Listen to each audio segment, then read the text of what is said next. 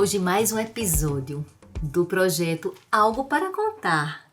Eu e o Spencer Júnior, também psicólogo, tivemos a ideia de trazer para você que nos acompanha a reflexão da literatura com a psicologia, que é muito rico, né, Spencer? Bom, Adriano, estamos fazendo 3 anos com essa louvável tentativa de fazer esse alinhamento dialético entre psicologias e literatura, né? Porque psicologia na pluralidade, porque é uma ciência que obedece a várias perspectivas. Por mais que tentemos hoje psicometrizá-la, matematizá-la, para dar um tom científico, ela tem um nível de hermenêutica muito amplo, porque ela passa pela ideia da interpretação. E quando você tem uma ciência que ela estuda a subjetividade, você não pode excluir a literatura. Você não pode excluir justamente uma outra forma de pensar essa subjetividade.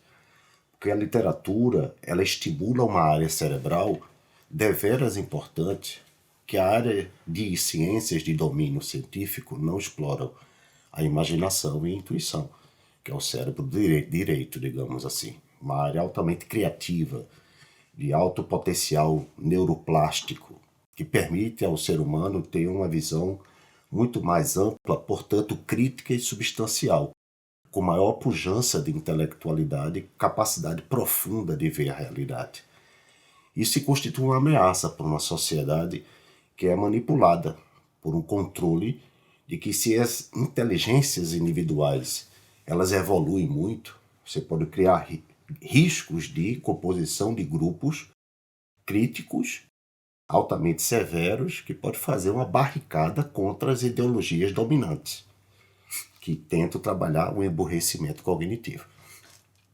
Portanto, tentar desidratar a psicologia de comunicação com outros saberes também é uma estratégia da nossa cultura de controle social. Sem que nós suspeitemos, ousar interligar saberes da psicologia com outras narrativas, principalmente as metanarrativas, as literaturas clássicas, ideologias oitocentistas, desde o romantismo alemão, ou até mesmo uma abordagem mais crítica de teorias de crítica social. Então, isso eu acho que enriqueceria muito o intelecto de um psicólogo. E só para finalizar essa parte, que eu acho muito importante, é que, se a gente pensar nesse sentido, eu faço parte de um curso de medicina de uma universidade pública, que no próprio curso de medicina a gente tem uma disciplina chamada Humanidades, onde a gente integra antropologia, sociologia, política, psicanálise e psicologia à medicina. Amei essa palavra humanidade, vou te explicar por quê. A literatura que a gente está trazendo hoje, para você que nos acompanha, é esse livrinho maravilhoso, Sociedade Paliativa, a Dor Hoje, do Byung-Chul Han. Byung-Chul Han, filósofo coreano, radicado na Alemanha. Olha, Spencer, quando você falou humanidade, antes de você chegar, a gente estava aqui conversando nos bastidores, eu estava dizendo, o Gabriel, que é cientista político, o Flávio também, dizendo que eu tenho uma paixão pelo Byung-Chul Han. Sabe o que é que eu tenho percebido? Eu, como leitora ativa desse filósofo, que ele traz nessa literatura a capacidade de humanizar quem lê. Eu me sinto muito mais conectada a uma realidade. Ele traz aqui, para começar a leitura dele, o conceito de algofobia. O que é algofobia? Spencer, o medo da dor. Nessa sociedade contemporânea, onde a busca desenfreada pelo desempenho, ela vem conectada a essa sociedade paliativa, essas pessoas que não conseguem enfrentar a dor, têm medo da dor e buscam um processo de anestesiamento. E aí, Spencer, me lembra uma música dos Titãs, que diz assim: enfrentar a dor não é uma loucura. Fugir da dor é fugir da própria cura. Então, quanto mais eu leio o Byung-Chul Han, eu gosto muito e sou muito grata porque foi você que me apresentou o Byung-Chul Han. Eu penso como a gente se conecta a essa sociedade do desempenho, a essa sociedade dos likes, E eu queria que você trouxesse um pouquinho esse conceito de algofobia. Por que, Spencer, que a gente pode falar aqui com as pessoas que acompanham, por que nós, seres humanos, temos tanto medo da dor? Por que enfrentar a dor se torna um grande desafio nessa sociedade do desempenho? Eu penso que a dor foi subtraída conceitualmente, lógico, não do ponto de vista da condição humana, porque todos continuam sentindo mais dores, inclusive sentindo mais dores por negá-la. Tá? O desconhecimento causal da dor nos lega um sofrimento adicional, que é um tipo de perda de imunidade psicológica. Se você resiste a um tipo de, digamos, contágio com algum elemento contrário ao seu metabolismo, você vai se enfraquecer. Quanto mais você tenta se proteger do mundo externo, mais você fragiliza o próprio corpo. O corpo se fortalece no contato ambiental, viral e bacteriano. Tá? Então, essa metáfora serve também para as dores da alma. Quanto mais nós tentamos anestesiá-las, mais frágeis nós ficamos. Ora, é nessa fragilidade que há total domínio, vamos dizer assim, da maquinaria que alimenta toda essa fantasia, que é cultuar um excesso de positividade, uma leitura expressivamente, vamos dizer, romântica da natureza humana, que podemos escapar dessa dimensão que nos constitui. O que existe é um tipo de ressentimento à vida como ela é, no campo existencial. A palavra existência, ela tem dois radicais interessantes. Ela vem de ex e sistência. Ex fora, sistência, que vem de sistere, que é sustentação. Ou seja, nossos ancestrais já sabiam que a existência se conflui em dois níveis. Enquanto aquilo que nos sustenta pode nos jogar para fora também. Então ela é em si irregular, assimétrica, insegura. E nós tentamos conduzir uma existência excluindo a instabilidade, gerando justamente aí, através de um culto de saúde perfeita, uma ideia fantasista que você não vai mais sofrer. E interessante que em nenhum momento é dito que a gente tem que ficar cultuando a dor. A gente só precisa aprender o manejo da dor. Porque fugir da dor só vai fazer o ser humano, como você bem coloca, se fragilizar. E algo que eu acho muito interessante, sabe, quando você troca a questão do humano, é o seguinte: se eu deixo de sentir dor, eu não tenho mais compaixão. Como é que eu vou lidar com outras pessoas? Como é que nós, enquanto psicólogos, pensadores críticos, formadores de opinião, não é, podemos tratar a dor do outro se a gente não consegue lidar com a nossa própria dor? Se eu preciso dos likes para me sentir vivo, o Byung-Chul Han deixa isso muito claro. Nesse processo tecnológico que você já toca nele, não é? Ele traz como um gatilho essa busca incessante da felicidade, que ela é utópica, não é, Spencer? A gente já conversou um pouco sobre isso, até no teu consultório, tratou isso, dessa questão da felicidade, e ele cita isso, esse anestesiar não só com tantas medicações, às vezes não necessárias, mas como a busca por uma felicidade que, na verdade, ela foge da realidade. O que nós temos hoje, paradoxalmente, né, se você pensa o psicólogo, ele é um profissional ferido, essencialmente, assim deveria ser. A gente pega o mito de Quiron, que é o centauro na mitologia grega, né, quando ele é ali flechado na sua perna e recorre a Zeus para se livrar da ferida, Zeus diz que a partir dali nasceria a boa medicina. Ou seja, ele só compreenderia a dor do outro mediante a compreensão da sua própria ferida. Então nós perdemos essa conexão mitológica de entender que a dor que se nos constitui como seres humanos é a relação com ela que vai fazer com que nós tenhamos essa profundidade de percepção do outro. O que existe justamente no anestesiamento é um esvaziamento dessa nossa subjetividade conectada com o outro. O outro é suprimido na proporção que você se autocentra em você, em função justamente de você querer cultuar somente os bons sentimentos. Que bons sentimentos seriam estes? Aqueles promotores do meu bem-estar. O que gera uma sociedade egocêntrica e egoísta. né? Isso, logicamente, compromete aquilo que mais fortalece o ser humano, que é a sua capacidade de vínculo.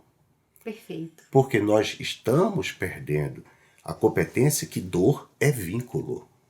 É a dor que nos extingue ao vínculo. Por exemplo, quando a criança nasce, a primeira evocação de amor que a mãe tem é pelo choro da criança. Não vou deixar que meu filho sofra. Portanto, a dor dela constituiu em mim a minha evocação de ampará-la. De nutrição O emocional. amor, de vínculo. Né? Então, a nutrição emocional, ela brota da constatação da carência nutricional do outro pelo choro. Então, o meu vínculo vem justamente quando reconheço que o outro sofre, mas eu só posso fazer esse reconhecimento se eu tenho essa matriz em mim como referência de identificação. O que a gente tem criado na sociedade é com base nos psicólogos que não estão feridos e que trabalham a subjetividade dos seus pacientes ou clientes em seus consultórios, é reforçar para eles também uma ideia de exclusão, de negatividade que a dor promove. E se você não é contrariado naquilo que você entende como negativo a você, então você vai sempre querer se perceber na versão melhor, que é a versão neoliberal, né? Que você pode fazer tudo o que você deseja, e isso faz com que você tenha uma percepção de si totalmente equivocada, porque você não tem aquela propriedade de autoafirmação constante, né? As pessoas que procuram mais exibir, que são as mais fortes, na verdade são as mais frágeis. É verdade, Spencer. Há uma despreocupação de pessoas fortes de exibir forças, né? Isso está na primeira leitura de Nietzsche, na Genealogia da Moral, quando ele traz uma leitura crítica sobre a genealogia judaico-cristã, onde ele diz que houve um ressentimento dos fracos em relação aos fortes, porque os fracos identificaram nos fortes pujança, força, poder e ação. E diz assim, olha, você tem força, ação, poder e pujança. Nós não temos, vocês são culpados. O que é que os fracos fizeram? Como eles estavam no domínio clerical, criaram a narrativa de que o sistema de valores de referência dali para frente não seria a força, a pujança, o poder e a ação. Seria a humildade, a abnegação, a aceitação passiva dos outros e a resignação. E aí eles criaram uma espécie de sociedade que os favorecia, do tipo, os valores corretos não são a força, o poder, a ação e a pujança, mas a humildade, a obediência, a abnegação. E aí nós docilizamos o rebanho, ele ficou domesticado e passível de controle do que estava por trás. Então criamos hoje uma sociedade. E nós temos a Matrix hoje, que nós temos uma sociedade de reprodução desse modelo contemplativo dos escravos, com a moral dos escravos, a moral dos fracos, que predomina. O que é que predomina hoje? É o cara que sempre ri, é o cara que sempre parece que está bem, é o cara que tem que estar exibindo a felicidade o tempo todo, porque hoje existe mais simulação de felicidade do que felicidade, né? É o cara que está aparentando sempre as suas supostas forças, entendeu? Então esse tipo de camuflagem cosmética de que, digamos, a força... A ditadura disso. A força, ela ficou apoiada na ideia simplesmente de uma apresentação de bem-estar psicológico, de riso fácil, do culto ao ridículo, onde você sai do mal da banalidade do mal para o mal da banalidade. Ou seja, tudo tem que ser banalizado, ridicularizado, tem que ter o visto do riso como passaporte da alfândega dos valores morais contemporâneos para dizer esse é o modelo de saúde mental que nós temos hoje. O modelo de saúde mental que nós temos hoje, ele contempla a moral dos escravos, dos fracos, porque são aqueles pacíficos, aqueles que mostram que são dóceis, que estão sempre no discurso do bem, e sempre temos as pessoas que estão sempre na ideologia do bem, sempre na ideologia que nós somos bons, estamos fazendo coisas para os meninos da África. Por trás de tudo isso, muitas vezes, você vê que tem ali um tipo de servidão voluntária em benefício autopromocional. Então, quando a gente vai enxergar o ser humano em essência, E aqueles que mais sofrem, mais dores têm, como te falei, eles se reservam. Veja, vai chegar um tempo em que pedaço da geração, só as minorias mais inteligentes, vão entender que o anonimato é a melhor forma de se promover. Você é visto melhor quando alguém te busca do que quando você se exibe. Entendeu? É aquela história que você não precisa correr atrás das borboletas. Perfume seu jardim, as borboletas virão ao encontro do seu jardim. Estamos invertendo a escala porque na base dos valores nós temos a contemplação justamente dos fracos e não dos fortes. E quem são os fortes? Aqueles que sentem dor. Não se recusam a senti-la. Não somos cultuadores apologéticos ou apologistas de dores. Sabemos que ela é a nossa matriz de existência, mas ousamos em aprender com ela. Como diria o Ernest Junger. Diga-me qual é a tua relação com a dor e eu direi quem tu és. Exatamente. Entendeu? Então, isso foi negado, está sendo negligenciado. Do que isso decorre para a nossa sociedade? Essa sociedade que fragiliza-se quando um jovem aos 18 anos é contrariado ou frustrado numa relação amorosa e já pensa em tirar a própria vida. Onde alguém que passa a ter um sofrimento de natureza bastante simplória comparado com a era heróica, né, que foi substituída pela era das vítimas. O que nós temos hoje, né, é um processo inversivo de valores, de conteúdo nihilista, que inverteu os valores. O valor foi para o polo das vítimas e não dos heróis. Né? Como diria o Ernest Junger, fazendo um comparativo entre o trabalhador e o cidadão burguês, o burguês é aquele que opta pelo conforto como forma de felicidade. O herói é aquele que tem um sentido social de luta por uma causa maior que a de sua própria sobrevivência.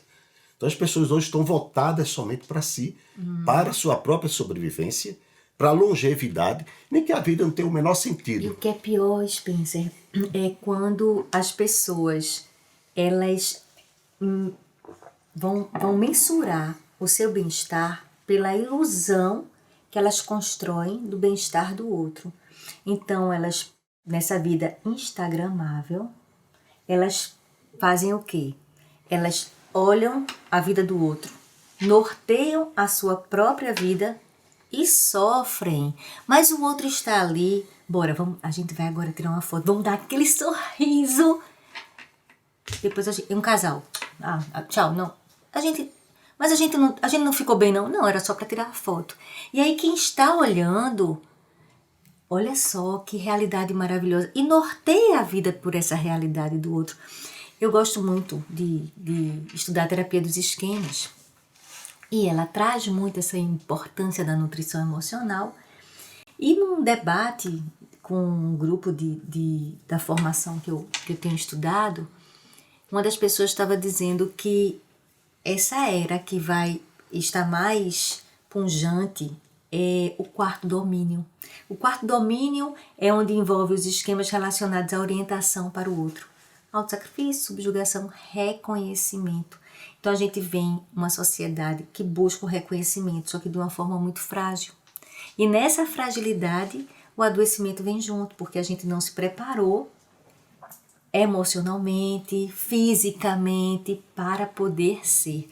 Eu escrevi um texto que eu gosto muito, que ele diz assim, o tema dele, a dor é ser ou deixar de ser? Adoecer, começa assim, adoecer. Aí eu pergunto, a dor é ser ou deixar de ser? Será que a gente não está adoecendo porque a gente está deixando de ser? Eu deixo de ser a minha construção e passo a olhar para o outro. Claro que a gente precisa do olhar do outro, a gente também projeta os nossos olhares, a gente cria conexões com o outro, mas o outro não pode ser a matriz da minha construção. O outro pode ser uma referência, mas na hora que eu coloco tudo isso em algo que eu imagino que o outro seja, a gente sabe no modelo cognitivo, a cognição regula a emoção, que constitui o comportamento. Na hora que eu construo uma ideia de que a vida do outro é maravilhosa e a minha não é, onde é que eu vou parar? De que forma eu vou me comportar? Mas eu acho que aí cabe um intervalo, né? A gente agora vai fazer um pequeno intervalo para continuar a falar um pouco sobre essa literatura maravilhosa, Sociedade Paliativa, a Dor Hoje, do filósofo coreano Byung-Chul Han.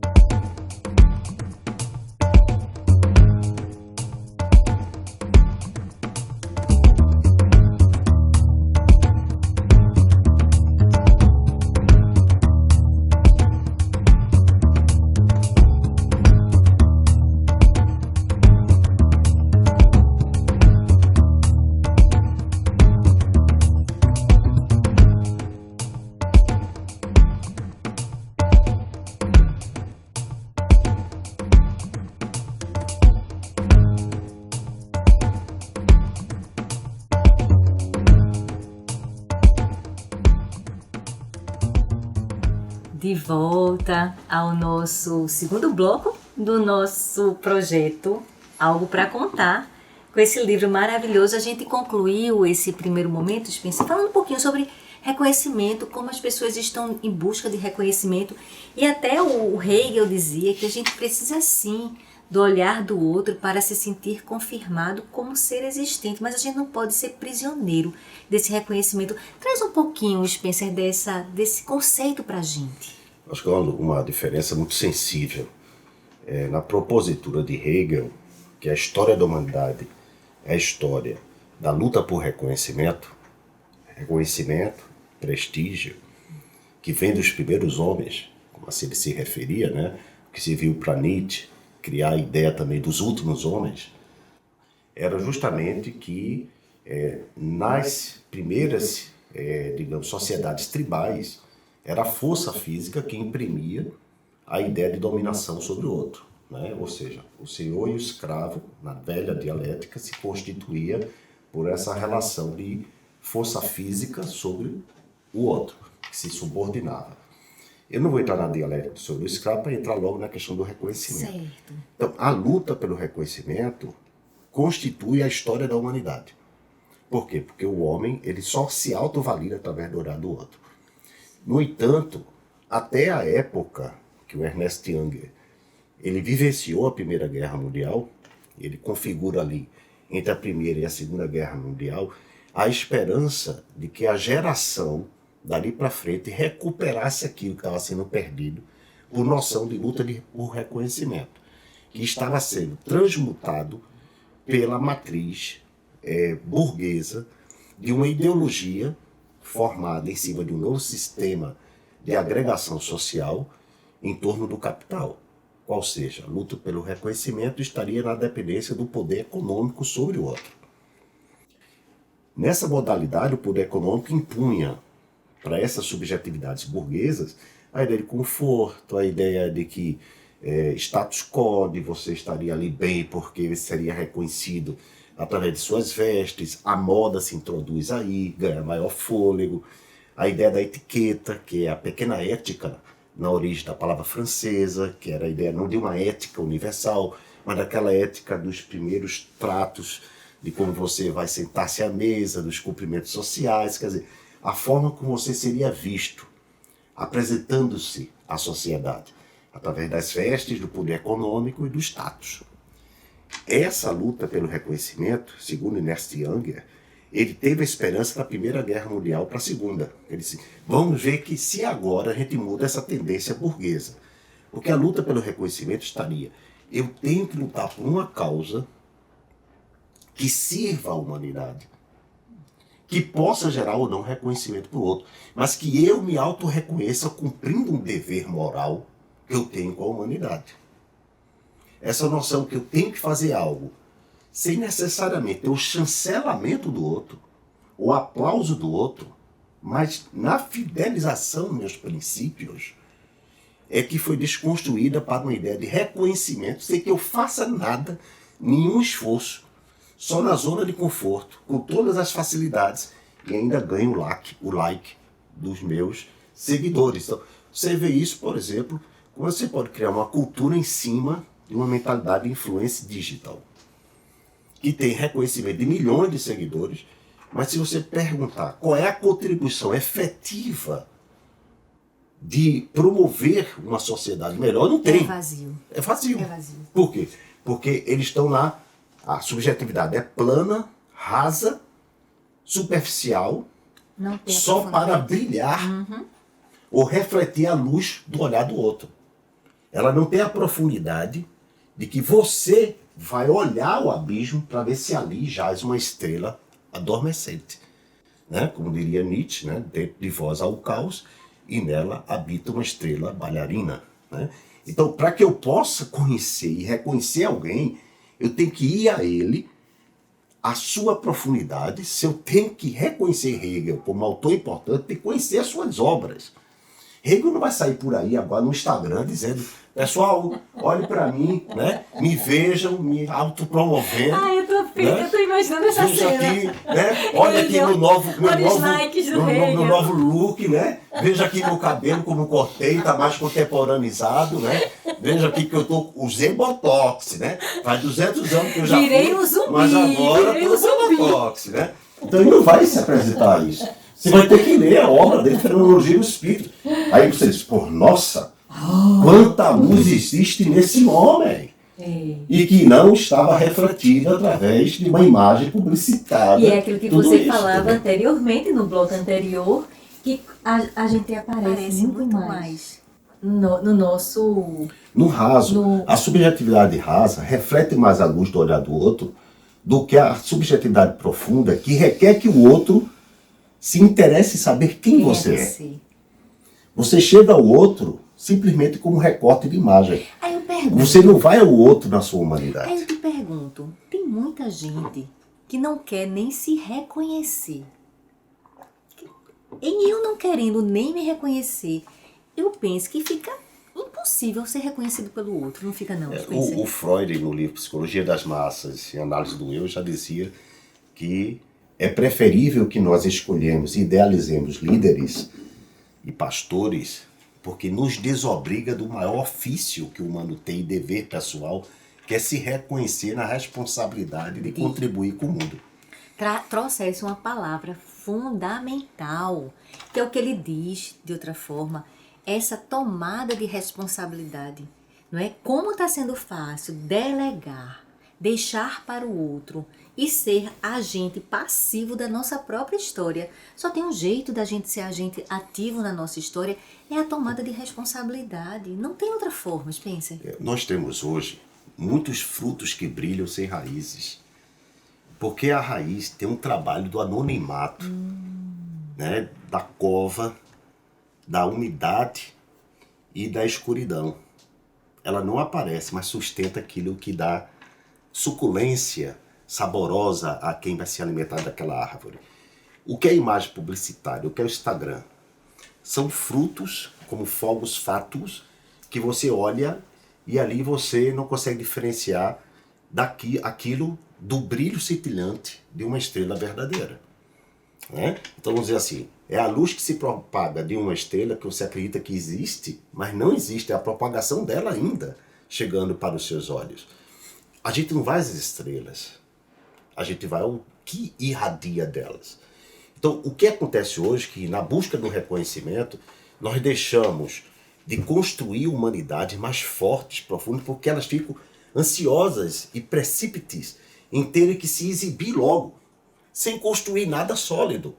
Né? Aí eu tenho que escrever logo um livro para mostrar logo a pessoa que eu sou o escritor. Mas você vai ler o livro, pô, que não tem nada. Não tem nem a singularidade do sujeito ali. Entendeu? Mas aquele cara que se dedica ao estudo sistemático, que está ali mais preocupado em ver o que é que eu vou deixar, não para poder ganhar fama, mas o meu depoimento. Olha, toda a vida humana deveria ter uma escrituração. Não cartoriada, mas vivida. Do tipo, o que é escrever? É você poder, na grafia, traçar ali a sua própria sangria existencial. A grafia é seu sangue, que vai tomando contornos e desenhos, que vai configurando um texto. Esse texto, que é uma simulação de palavra, vai expressando a linguagem da sua alma. As pessoas não se preocupam hoje em poder declarar o que elas estão sentindo. mas declarar aquilo que elas precisam ganhar como um reconhecimento de fama. Eu penso. Então isso, na verdade, desculpe, não oferta uma cultura em profundidade. Vejamos aí, tem uma passagem interessante, que não é muito, vamos dizer assim, de desconhecimento do público, mas citam-se autores que falam que nos últimos 20 anos nós não temos nada de literatura profunda. Porque o domínio é da literatura de autoajuda, e como coloca o próprio nome, só ajuda quem escreve, né? Porque ganha mais dinheiro com a leseira de quem lê e acredita estar descobrindo um mundo novo. Tamanha a pobreza intelectual que a pessoa se encontra, tá? E ali nós percebemos que estamos criando um culto em torno da idiotice. Mas eu tenho que dizer a você que eu gosto de autoajuda, Spencer. Eu até gosto de autoajuda. Claro que tem autoajuda e autoajuda, né? Tem uns livros de autoajuda que botam a pessoa para pensar. Eu penso que é um início, é um começo, é melhor do que nada. Eu acho assim, a autoajuda até certo ponto é uma espécie de placebo, certo? Vamos tomar assim. No momento tem um efeito psicológico. Depois não. Se não Mas se aprofundar, não vai. você não fizer o uso correto da medicação, que tem a substância ativa Que é o enfrentar. terapêutica, que é o enfrentamento, que é realmente uma conscientização da sua Pode ser responsabilidade. a saída da inércia. Então, vamos dizer assim, aquele efeito ele termina saindo pela culatra. Então, o efeito placebo continuado se torna efeito colateral. Pior do que a própria doença que a pessoa procura se livrar, né? Porque a pessoa vai se alimentando daquilo, mas ela não muda. Porque o que faz mudar é justamente aquilo que Marx colocava, né? Não estamos mais numa época de pensar o mundo apenas, estamos na época de transformá-lo. De ação. Mas como é que a gente vai transformá-lo? Tá? Com ação, mas as pessoas ficam esperando ações de macropolíticas. Não. A melhor ação é a micropolítica. Né? É a minha. É isso que a gente faz agora. No consultório, Isso é numa uma sala forma de de aula, ação. esse trabalho, a conversação com outras pessoas, sem a pretensão política partidária de sair por aí desfraudando bandeiras revolucionárias. Estamos numa sociedade mais de depressão do que de revolução, porque a sociedade dos deprimidos, né? Hoje a gente tem uma androgogia dos deprimidos, não dos oprimidos, justamente são aquelas pessoas que não têm nenhum tipo de responsabilidade social. Não estou conectando depressão com irresponsabilidade social. Eu estou falando assim, há casos de depressão social. Você está falando do macro. Que leva do macro, depressão social. Há uma depressão institucional. Muitas instituições de ensino estão falidas. Né? Quantos cursos de medicina existem hoje em faculdades particulares formando péssimos profissionais? Perfeitos. Uma fábrica servindo o quê? O mercado. Entendeu? Aí você fala uma coisa que me lembrou, sabe? Essa tomada de responsabilidade, ela traz a ideia de que a gente precisa ter propósito, buscar sentido. Isso precisa da nossa ação interna. Todo o gatilho interno que nos mova a uma ação é interessante. E aí tem uma historinha que eu gosto, que conta a história do mestre com o seu discípulo, que ele diz assim, ele convida o discípulo com um copo de água, uma caneca de água, e pede para ele colocar um punhado de sal nessa caneca de água. Aí ele coloca e ele pede para ele beber. Quando ele toma aquela água, ele pergunta o sabor. E ele diz, ai, foi horrível. E aí ele convida esse mesmo discípulo para pegar esse punhado de água, de sal, e colocar no lago. E ele pede para ele tomar água. E aí ele pergunta qual foi o sabor. E ele diz que agora o sabor estava acessível. Aí a pergunta é a seguinte: frente a uma situação de dor, eu preciso ou não ampliar o sentido das coisas? No momento em que eu estou ali, preso fico aqui preso e não faço nada, e fico olhando esse movimento tão nesse foco da dor, como ampliar o sentido da dor? Eu me lembro de uma experiência, Adriana, agora baseada em fatos reais. Eu queria, antes de você continuar essa experiência, eu preciso mostrar uma coisa. Você estava falando da importância de escrever. Gente, aqui é o livro do Spencer. Aí tem que falar, né? O livro que o Spencer escreveu, Abordagens Atuais, Saúde do Idoso. A gente podia até um dia trazer esse livro, é um livro mais técnico, mas a gente podia fazer um debate. Olha só. Quer falar também depois um pouquinho sobre... Eu tinha que mostrar, porque está na minha coleção de literatura, gente. Mas vai, Spencer. Não é dos meus filhos prediletos, mas eu posso depois fazer um comentário. Ter lhe interrompido. A narração dessa história, eu tinha 18 anos, né? Não faz muito tempo isso, mas 18 anos de idade eu era funcionário público de um banco. E estava saindo para almoçar, e sempre que eu saía, tinha um senhor com a perna, com a ferida purulenta, exposta, sentado nos degraus ali da igreja do Largo da Paz. O restaurante ficava próximo, eu passava, sempre o via, aquilo me comovia e eu dava para ele algumas moedas. Isso foi se repetindo por semanas consequentes. Até que chegou um momento que eu me perguntei, mas puxa vida, será que eu estou ajudando realmente? Será que eu não posso levá-lo para um hospital para financiar aí vamos dizer, o curativo, né? O tratamento, tudo isso. Então, até que um dia eu propus isso para ele. Né? Ele disse, olha, eu resolvi levá-lo ao hospital, não se preocupe, eu pago tudo, a medicação, o tratamento médico, mas o senhor se livra dessa chaga purulenta aí exposta, né? Tá recebendo esses trocados que não vão resolver seu mal-estar. E aí ele me deu uma resposta muito interessante, bem desveladora. Eu já estou lá na frente pensando. Pois é, que era, olha, se você tirar aqui minha ferida, você vai tirar minha fonte de renda, né?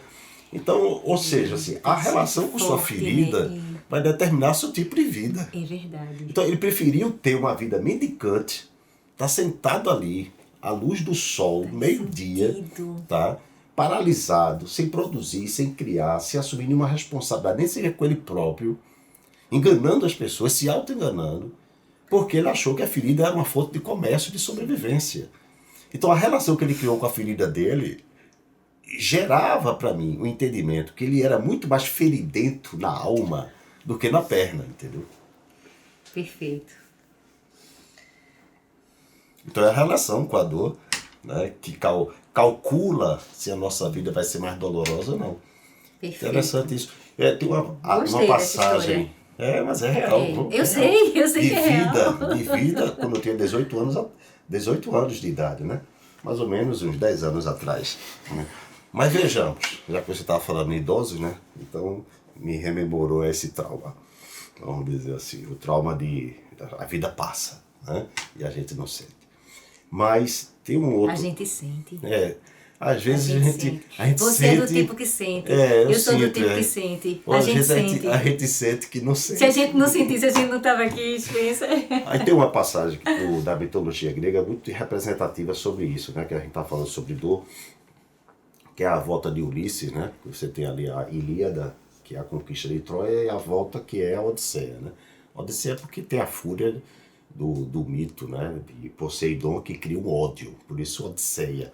O ódio de Poseidon contra Ulisses.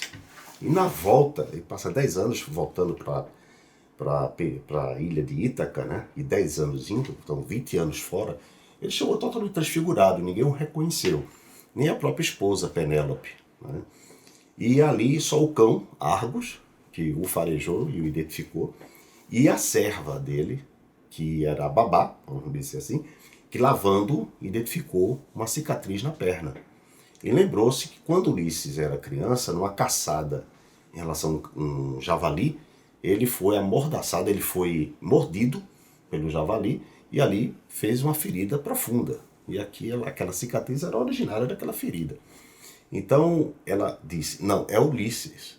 E quando ela disse isso, aí me leva a pensar o seguinte, o que resgata a nossa identidade são as nossas cicatrizes.